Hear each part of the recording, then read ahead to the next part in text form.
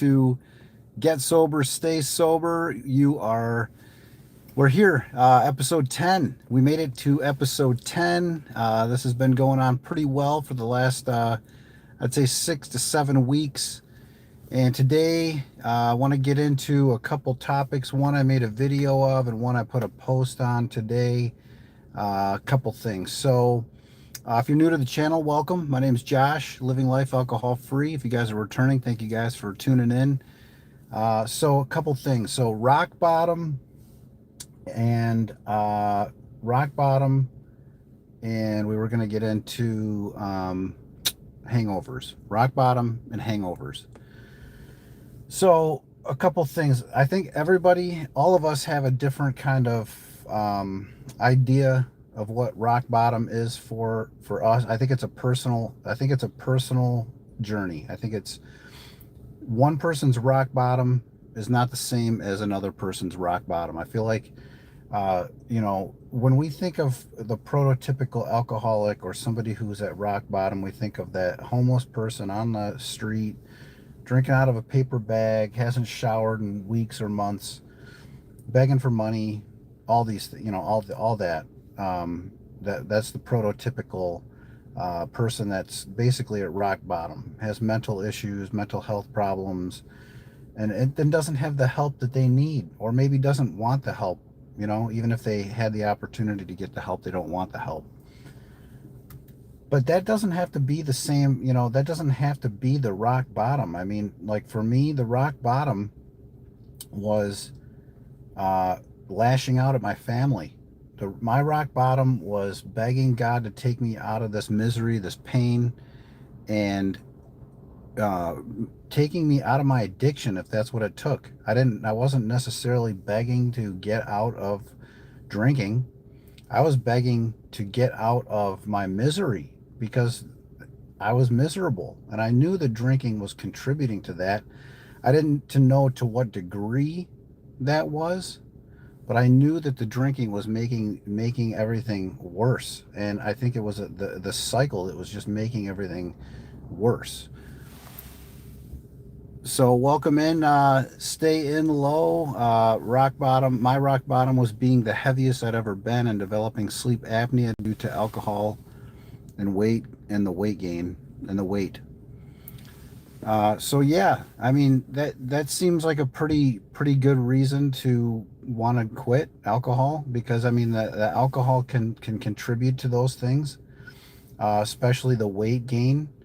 I'm not so sure about the sleep apnea part of it, because I do have that, and I think I've always had it. I didn't really take the time to really look in on it until recently, this past year actually. So I get what you're saying about that.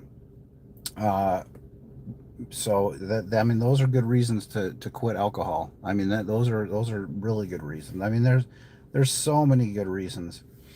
But man, the rock bottom, I mean, for me was health has a lot to do with it.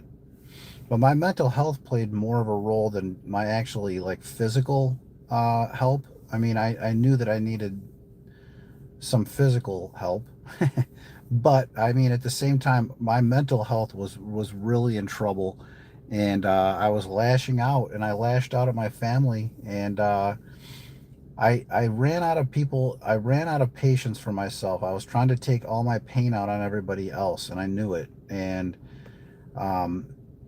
I really, but I couldn't. At the same time, I felt like there was nothing I could do about it. Like a lot of us, we can't really get a hold of our drinking, I feel like, because we don't know how to start. There's we don't have the tools that it takes to succeed. So a lot of us, we say we want to quit alcohol for whatever reason that is. Maybe it's a rock bottom, could be a DUI, could be divorce, it could be legal issues, could be we went to jail. I mean, it could be a million things. But the fact of the matter is that we are questioning the role that alcohol is playing on our life. And if we can do that, we can get to where we want to go. But it's just we don't know where to start. I mean, I know I didn't know where to start. I mean, it's Friday. Typically, we'd all be thankful that it's Friday. Thank God it's Friday, and we couldn't wait to get to our binge drink session. And maybe are you planning to go out to drink tonight? Maybe are you, getting off of work and you're going to plan on going to the bar or plan on going home and drinking. And so that's why I'm glad I was able to get on here today. I'll probably do today and tomorrow morning actually, and I did last Saturday as well. And it turned out to be the most viewed live stream that I've done so far, which I was kind of surprised about. I figured most everybody was on here Wednesday, Thursday, Friday. But yeah, Saturdays seem to be a good day. But I'm glad to be on here for Friday and Saturday because a lot of us think about drinking on the weekend. And then when we get to like Sunday, that's when we make our resolution for the week. We're going to be done drinking. We're gonna eat healthier. We're gonna start today, or maybe we'll start tomorrow. You know what I mean? Maybe we won't drink on Sunday because we want to feel good back to work on Monday, but maybe we're going to feast. Maybe we're going to eat a ton. Maybe we're going to overdo it. And so we're going to resolve to eat better on Monday and start the week out that way. And that's how I typically would try to approach my drinking or my eating healthier or whatever the resolution was I wanted to do. I'd start it on a Monday. And um, I think that's a lot of us do that. I mean, we might start at the beginning of the month. We might be start, at the new year. It just depends. Sometimes I would have a hangover and it would be a midweek hangover, and then I wouldn't, I wouldn't drink for a week or two, or a week or so, I should say. A week was the longest I went before I finally was able to quit. But yeah, so it's funny you mentioned Russell Crowe, Skippy. Welcome in. I've been seeing a lot of, the algorithm pumps on like shorts and then videos of stuff that you might be interested in or stuff that you've watched. And I've watched about 10 clips of Russell Crowe on Joe Rogan the other day. He was on last week, I think. And I haven't sat through too many Joe Rogan podcast episodes because they're so long. So I'm glad to see these little snippets. But every day there's been a new snippet with Russell Crowe, and I've watched quite a few of them. And I would take that as a compliment. Russell Crowe. I mean, I like him. He's cool. And but he's got some good stories. He's a good storyteller. He's somebody that I know. I think he doesn't drink actually, or I think he questions alcohol. I don't know that he's completely like sober, but I know he smokes cigarettes. He talked about that on the podcast. But at any rate, getting back to the beginning of the end of drinking and the resolution that we have, and really needing to just find one or two things that we can grab onto to be able to get over those urges to drink. Like one day is awesome, but 2 days is even better. And then if we can get to 3 and 4 days and then a week without alcohol, that's really when our resolution can stick in and really just kind of get to a point where we can live an alcohol-free life. I made this video this morning. It was about hangovers. It was about the importance of hangovers, or how can a hangover help us stay alcohol-free. And the alcohol or the hangover is like the number one reason why or how I was able to stay alcohol-free. And the reason is because I wouldn't think about the hangover right away when I would have an urge to drink, but it was the end result of all the drinking that I did. And that played a huge role in my ability to quit drinking. I joined This Naked Mind by Annie Grace. It's a book, and then there's a community, and I was on that for almost 4 years. Until I started this channel and then formed my own Facebook group. I was on that forum, and we would always talk about how we just need to play the tape forward or play the drinking episode forward or whatever. We don't use tapes like we used to, but it could be film, it could be whatever. But like, play the tape forward. If we're having an urge to drink, think about a binge session, and not just the binge session itself, but like the anticipation of drinking, where our thinking about our drinking is born. And so it's born, for me it was typically born when I wouldn't drink the night before. I would wake up, and that was when I could not wait to get to that binge session. And that was more frequent in my 20s than in my 30s and early 40s, because in my 20s and 30s and in my 20s I would drink basically every other day, because I drank so much and my body couldn't process it all. Then I would like have panic attacks and everything else the next day, as well as a hangover. But I wouldn't drink the next day, and I would feel pretty good after the afternoon was over. If I could make it through without having panic attacks, that was a blessing. But I had a lot of panic attacks. Um, but I wouldn't drink the rest of that day, and I would feel great the rest of that day, and then I would feel great in the morning because I didn't drink the night before. And that was kind of when my idea of living alcohol free was realistic, and I knew that at some point in my life that if I was able to get away from alcohol and break free from it, um, that it would feel better, because at least I had some time alcohol free, even if it was only like 12 to 24 hours, even if it was only one night and one half of a day.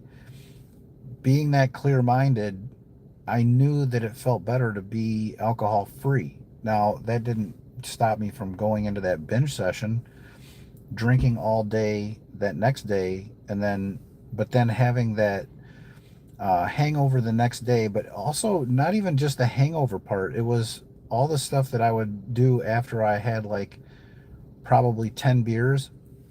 I'd start calling people. I was a single guy in my 20s, so I would start calling.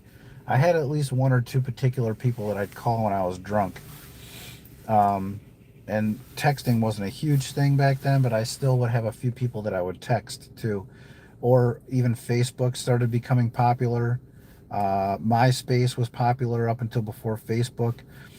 But I'd get on there, and I'd reach out to people and say things, and it was because I was lonely and I needed that connection. But it wasn't really that big of a deal if I was not drinking, or if I was only like in the beginnings of my binge session. Like, it was fine. Like, I didn't care that I was by myself. Like, that was fine. But the I think the truth comes out when we're in like that blackout stage of our binge session. The truth of how we feel about things comes out, and but we're not present to know. We're not present, and we're not there to see ourselves, watch ourselves, and see how we are, and and um, really process that. So then it's playing all that forward. It's playing that binge session forward from the infancy stage of I can't wait to drink. I can't wait to go to the store and pick out my drinks, or go to the bar and meet my friends. And then I can't wait to just start drinking. And then you get to that session, you start feeling good. You're good for half the day, 3 4 hours, you're fine. And then you go, and then for me, like, I think a lot of us who we drink a lot, so we get into this part where we start blacking out, and we start, like I said, saying and doing things we normally wouldn't say and do. We might drink and drive, or we might do whatever, make mistakes. But then we wake up with that hangover, and the morning sucks. And maybe it sucks all morning. Maybe it sucks all day if it's one of those really bad ones. And welcome in, Quentin. Um, and And then that's what I reached for when I would have cravings to drink alcohol. I'd start to play it forward from the beginning of the thought of drinking all the way to the hangover, and then it was the outcome of the hangover which solidified it for me, because towards the end of my drinking days, the last few years, and I knew I wanted to be done with alcohol, but I wasn't able to quit yet because I was still finding value in drinking. Uh, it was I would get to the end of my binge session, and I would have that hangover, but it didn't really register yet. Like, it wasn't that big of a deal yet. But it was the hangover, and then being irritable, and then on top of that, having that irritability turn into flat out anger and even rage at certain points. The anger and the rage started to freak me out. Honestly, it started to get to a point where it was like, um, I mean, I don't know that I was like scaring my family, but there were certain times that I would like react really poorly to situations that didn't warrant that kind of reaction. And my wife would call me out on it here and there, but if she wasn't there and I was still doing it, I was still internalizing that and thinking, you know what? This isn't even a big deal, but I'm making it a big deal. And it's scary. Like, especially if it involves kids or your wife or husband or spouse or what, whoever you're with, or if you're with anybody. Um, like I said, I've seen it from both aspects. I was single in my 20s and then married in my 30s and 40s. And so I know from both aspects that anger and rage didn't scare me in my 20s because there was no one else around. It didn't like it for me. To me, it didn't matter. It was something I could sweep under the rug and deal with at a later date, if that's what I wanted to do, if I needed to. Well, it came to a point where, yeah, I did have to hit that, and hit that head on. And Quentin says one day is all it takes. Welcome in, Slayer. One day at a time. God bless. So, yeah, so I had to hit it head on. I had no other choice. Um, and so that last lash out, where I've gotten into detail a few times about it on some of my videos, especially early on. I don't get into it now as much as I used to, because it's water under the bridge at this point. Um, but essentially, I told my one of my daughters that her opinion didn't matter, and that nobody cares about her opinion. And it was just a differing opinion. It was something that she said that I took as an insult, which I think it was an insult. um, she called me out on being drunk, and I mean, so she wasn't wrong, and it actually ended up being a catalyst for me really questioning alcohol. When I first got up that morning, it wasn't like a hangover, like a traditional hangover, even though I drank way more than typical that night before, and that whole week leading up to that. Well, it was like a week long binge. Um, it was more of like an anxiety kind of a hangover. It was my heart rate was sky high. It was like 120 or 130, like just at resting, and it was like that all morning. I ultimately apologized to everybody that witnessed what I had said. Um, and then that rest of that day into the next day, it took for my heart rate to go under 100. And in one of my other conversations with one of my other daughters, I told her I think I need to quit drinking. I don't know if I'm going to be able to quit, or if I'm going to have to like wean myself off, um, because I've been drinking every day basically for the first 6 weeks of the pandemic. more and more, and earlier and earlier in the day, hard liquor, beer, everything. And so I don't know if I'm physically dependent on it or if it's just psychological still or what, but traditionally I didn't have like withdrawal symptoms like a typical person that was physically addicted to alcohol would have. So I suspected that I wouldn't have that problem, but at the same time I wasn't sure. So, but after I was not drinking for like the first 3 days, and of course I wasn't feeling any, well, not of course, but I wasn't feeling any physical withdrawal symptoms. Um, I felt like, you know what, this is more of a psychological thing, but I still did have some nausea. I still did have some like lingering headaches and things like that that might have been physical withdrawal. So I would take a Dramamine if I felt nauseous. I would take an antacid pill if I felt indigestion, or Tylenol or Motrin for a headache or whatever. Those simple things. But I didn't have those physical withdrawal symptoms that I thought I might have, and I was glad because it actually kept me from not needing to reach for a drink. And then while I was going through all that, I was picking up books. Like I said, This Naked Mind was the first read, and then Alcohol Explained by William Porter was my next read. I read those probably within like the first 5 or 6 days, maybe week. And then I had a therapy visit on day 8, and that kind of was triggering for me. That like going in there and having, well, not having to, this was my choice, but like feeling the need to talk about what I was going through, not just in regards to struggling with alcohol, but like everything else that I was going through. I felt vulnerable. I felt like there was a, it's like an open wound that I'm not putting a band-aid over by drinking.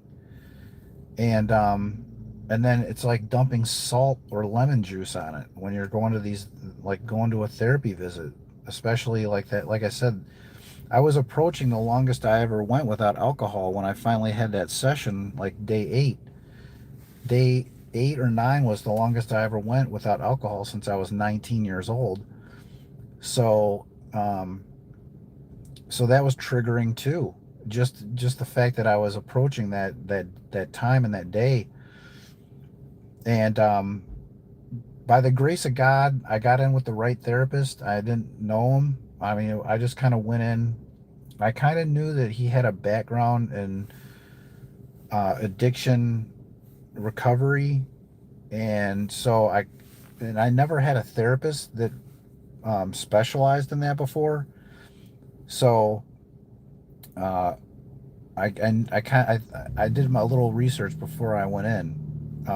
I didn't know when I set it up, but then I read through all the profiles. I read his, and I read that, and I thought, well, this might be good. We'll see. Um, he was like an old '70s rocker kind of guy, like he grew up in the '70s, and that itself resonated with me. He was the fact that he was like he said he was an addict himself. It was cocaine. Um, was helpful too, and those couple things helped me. And then, but I told him I'm gonna go home and I'm gonna drink. And I told him I got the beer in the fridge. It's ready to go. And that's what I'm gonna do. I'm gonna go home. I'm gonna cut the lawn. I'm gonna drink my beers when I'm done and get wasted. And he said, well, if you do that, and I'm not advocating you go home and drink, but I do say, I should say that you have like 1, and think about how you feel. 2, think about how you feel. 3, don't just mindlessly drink or fade out like watching something or going to a bar or something. Like, think about how you're feeling while you're drinking. And I went home and I listened to like my family in the other room, and I was like thinking to myself, like, why would I want to wash all this away again? I've been doing this for basically my entire time I've been married, but even in my single days. So basically since I was 15 years old, I've been washing away the good stuff that's in my life. Yeah, a lot of bad things happened, but a lot of good things happened too. But the problem with drinking to cope is that, yeah, it washes away some of the bad feelings, the pains, but then at the same time you're erasing a lot of the good things that are happening, and that's a shame. That sucks. um that's the biggest thing that really sucks about addiction is, um we don't really know it when we're in it. We think it's helping, and in some regards it is helping, but in a lot of ways it's not helping. It's making, and it's making everything worse. And so that's where I got with it. That was my rock bottom, man.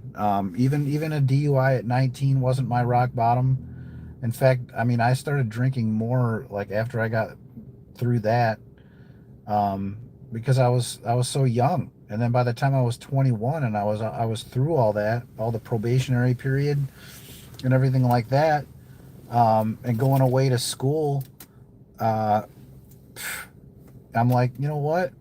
I love alcohol. I'm all in on this, man. This is fun. And and so anyway, that's where I ended up with it. But then, from 21 to age 21 to 42, uh, it was pure drinking. So Quentin says people fear being sober. My thoughts were when drinking. So when and I talk about this in some of the videos that I make, how towards at the end of my drinking, it really took the pandemic for me to open my eyes to how much I was drinking. Um, the bags of empties were accumulating in my garage because we couldn't take them back here in Michigan. And as they piled up, and they were getting to like six, 7 bags, full of cans and bottles, I was thinking, man, that's a lot of alcohol. To see it with my own eyes. I used to like do a whole bag or maybe a couple bags and take them back and return them, and I never thought anything of it. But now that I can physically see with my own eyes how much alcohol that is, I'm like, holy shit, that's a scary amount of alcohol. It's amazing that my body can process that much. Our bodies can do amazing things, and that I don't have some debilitating health issue that prevents me from living a good life. It's a blessing, but at the same time, like, I'm possibly drinking it away. But I mean, at that point, I wasn't really able to do much about it. Like I said, I was struggling. I was not working, and typically when I wasn't working, which wasn't very often. I had a couple times when I was laid off over those first 10 years after I met my wife, but that was only a couple times. But now here's the third time in the pandemic, and it's long. It's We don't know how long we're going to be off of work. We don't know, when we're going back. We don't know what's going to happen with this. So with that fear and all that, and my drinking, it was like I couldn't contain myself. I would go 5 or 6 days straight drinking, and then I would start drinking hard liquor, and then that really would do me in. And every week I would go through that, and I would pray about it. Like, I want to be done with this. I can't continue to, like, put myself through this. But at the same time, I loved it. I mean, I didn't start at 10 in the morning. There's some mornings that I wanted to, but I would wait till like noon at least. Um, that first week or two, it was like two. I would wait till like mid afternoon, and then it would be one, and then it would be like with lunch. So it was just, and yeah, you just drink and you start feeling that euphoric state. It's day drinking. There's no responsibilities other than what you have going on at home. Um, and so it was like free for all. And I think a lot of us drink like that. I think a lot of people picked up alcohol during the pandemic. People that normally didn't really drink that much, or people that, um, never drank even, picked up alcohol during COVID to deal with it. And then add on to the fact that like marijuana became more legalized here in Michigan, at least like a year before that, and then started being legalized in more states. You had that. Legalized gambling, the online betting became a thing here in Michigan, and I think other states as well, in the months and years after that. But like, so now you have people sitting at home that you can order weed, you can order drinks, alcohol, you can bet on your phone, you can do all this, and people were picking up these habits and stuff like that. Me, I was just like, I got a problem with alcohol, and I want to do something about it. Like this is ridiculous. So my thoughts, Quentin, are basically, I got to a point where I was sitting there about a month into the into COVID, and I was thinking, this is boring. I think I just wrapped up Tiger King. You guys remember that on Netflix? And not a show that I think that I typically would have watched, but there was all this hype, and I watched like the first episode, and I was hooked. And and I was drinking. It was entertainment, and I think that was like the last real thing that was like new on any of the platforms as far as movies and shows. And then basically sports got canceled, so I typically would watch sports. So there was no sports on.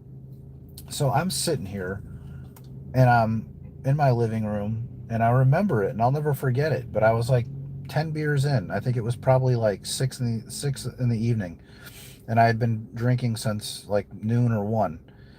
And I was thinking, is this going to be all there is? This can't be all there is. I mean, this is boring. I didn't even like the way I was feeling drunk.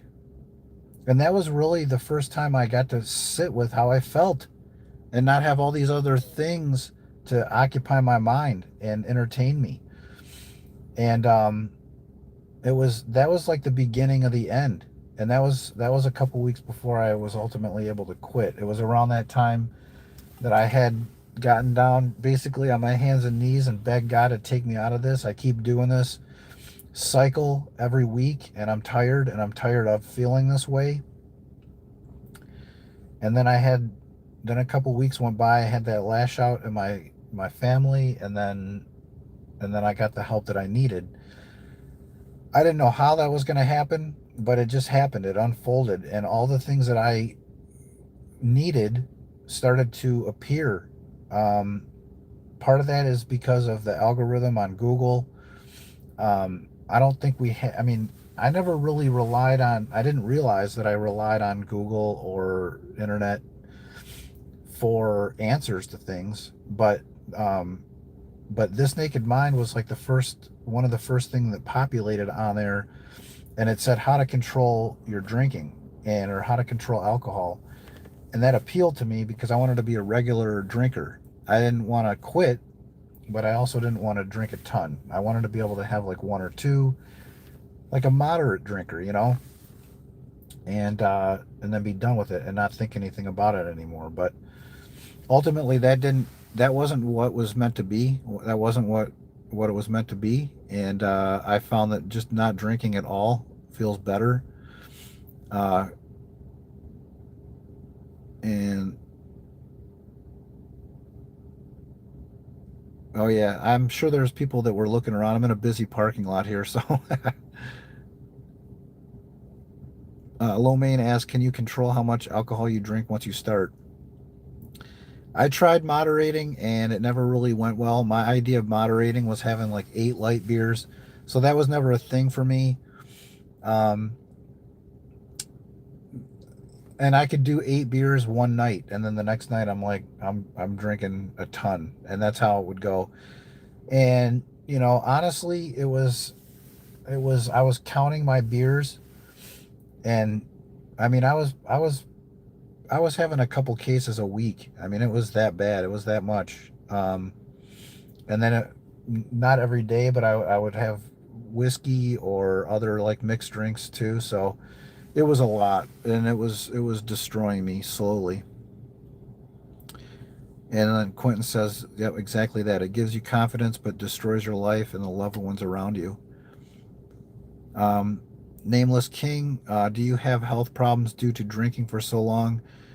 As far as I know, no, I didn't have any long-term issues with it. There's issues that I've been able to address since I got alcohol free. I don't think that those were alcohol. These are alcohol related things. They are just genetics or whatever. But like, and then I had the pancreatitis that came on last year that obviously wasn't alcohol related. They did the testing and it wasn't gallstone related. So my doctor thought that it was probably just a viral thing, which I mean, but I had for years and years I had this stomach pain that would come on and it would feel like it's hard to explain, but almost like I was being stabbed in my stomach. And it might last a couple days, it might last a week, but it would always happen after like drinking a lot. But I drank so much anyway that I don't know that that's what it stemmed from. But after going through that pancreatitis, I thought, I wonder if there's certain things that I'm eating that are bothering my stomach. And one of the things that not drinking helped me do early on and even now is identifying things that bother me, triggers, because I don't have the alcohol that's like, clouding that thought process. So a lot of times we'll blame alcohol for the bad things that we're feeling or the health issues or whatever, but it might not be the alcohol. It might be something else, but it's hard to weed that out if we're drinking. So, but no, thankfully blessed that I didn't have to deal with any of that that I know of. Kathy, thank you so much. My thoughts on Lord and Savior Van is God is good. I do this for God's glory. Everything that I have in my life is because of God. So that's my feelings on that. Um, Kathy says I need a higher power. I mean, that's been a huge thing for me. I always had prayer in my life, but I wasn't really able to grow in my faith until I was alcohol free. And even then, I needed to really get sober and stay sober.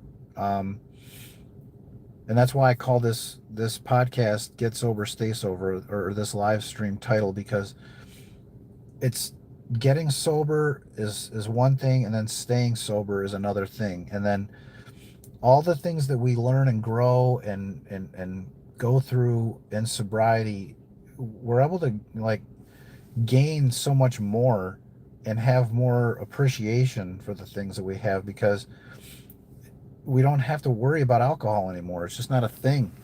And so that's where that's where I'm coming from. So, but I didn't really. I always gave God the credit for helping me get sober because, like I said, I didn't have those tools, and I was presented with one thing after another as a way to get through my cravings for alcohol at the beginning, and then even today, I mean, it doesn't happen like it did daily, like it did at the beginning, but certainly weekly or monthly. And then when I add new things or discover new things or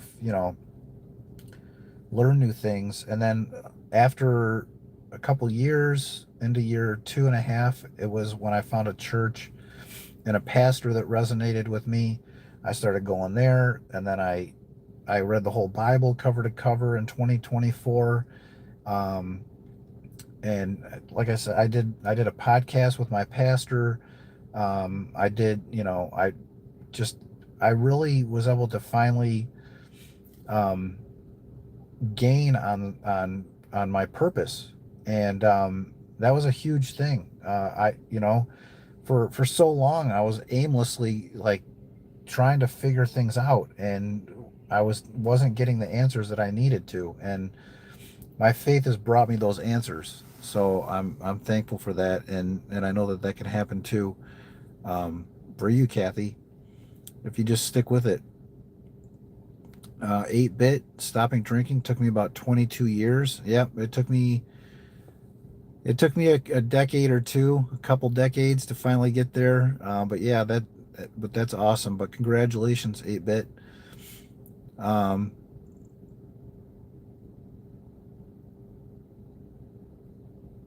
so those same sad people sitting around AA meetings for decades just replaced one addiction after another with another.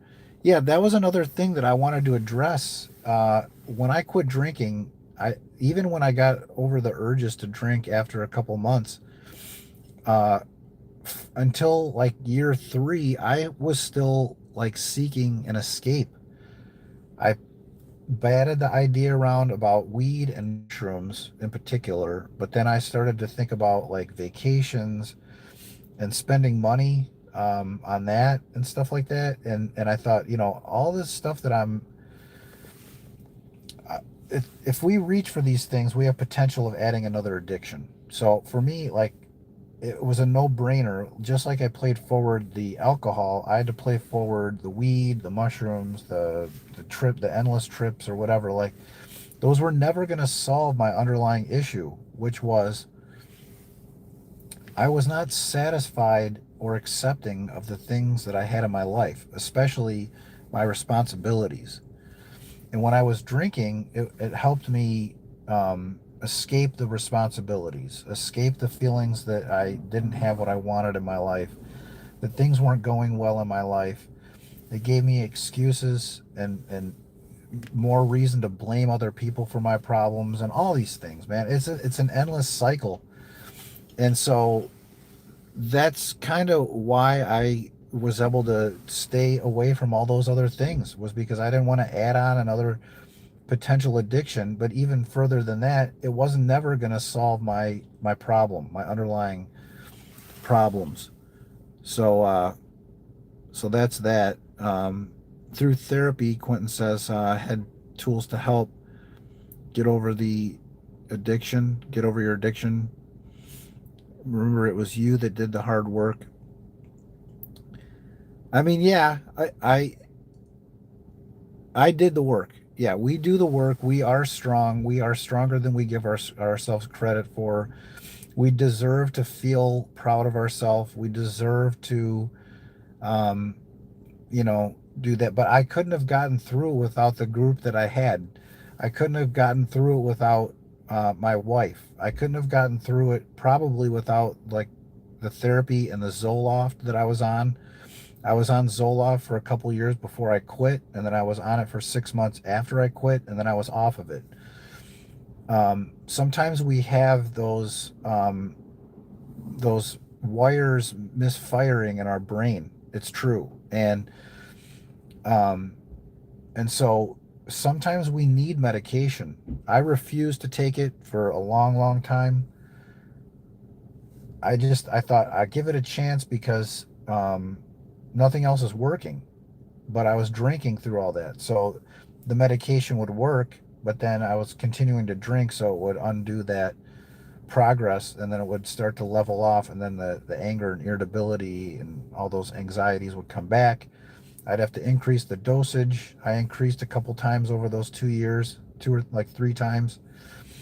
And then when I quit drinking, miraculously, and not miraculously, I didn't need to increase the dosage, and then I got to go off of it completely. So it was the drinking that was the issue. But then, further than that, the drinking was always a symptom of other issues that were going on with me, and I needed to get to the root causes of all those things to finally get there. Now, yeah, I did the work. but I needed a lot of help. And that's why I started this channel, because I know that there's millions of people out there, maybe some of you guys, that need the help. You need the camaraderie, you need the motivation, you need to see that it's real, that it can really happen. You need to see the proof. Like you know, and you have to have someone that you trust, that's conveying those messages. I was lucky to have Annie Grace that I trusted. I mean, she wrote well, she wrote This Naked Mind. I think she wrote a couple other books too, but she started that group up, and that was a group that was something that she had to pay for a service to have that out of her own pocket, and she already had other things that going on that she was making money on, the books, the college. I mean, it was like a college that she did for sober coaching. So it was a business. Um, and ultimately, I didn't go on that group anymore. But like I said, I was on that group. I never spent any money other than buying her books and promoting her stuff, and I still do, not for any money or anything like that. But it helped me get through to the other side, and so I give credit to all those other folks that helped me get and stay sober. But yeah, we got to give ourselves credit where credit's due. When we get over our addictions, when we fix things that are broken, when we address what's really going on, we can be proud, and then we know that we can do it, and we can do more. Then we can hit things head on, and that's key. So I can see I'm losing most of you, but I'll wrap it up here. I'm glad that you guys joined me on here. Welcome in, Nawood. Um, and let's see. So Quentin says, yes, we need support, therapy, etc. But if you do not take account that you were the force of change, it becomes another addiction, as in need something or something. I get what you're saying, Quentin. At the same point, I when I started growing more in my faith, that's when I started giving God the credit for that stuff. So I get what you're saying. I did take accountability for it. I give myself credit for that. At the same time, um, I don't look to myself or any other human being the for the credit, I guess, for the for that. So yeah, I do, but at the same time, like, God gets the glory. God is the reason why I was able to get to where I was getting.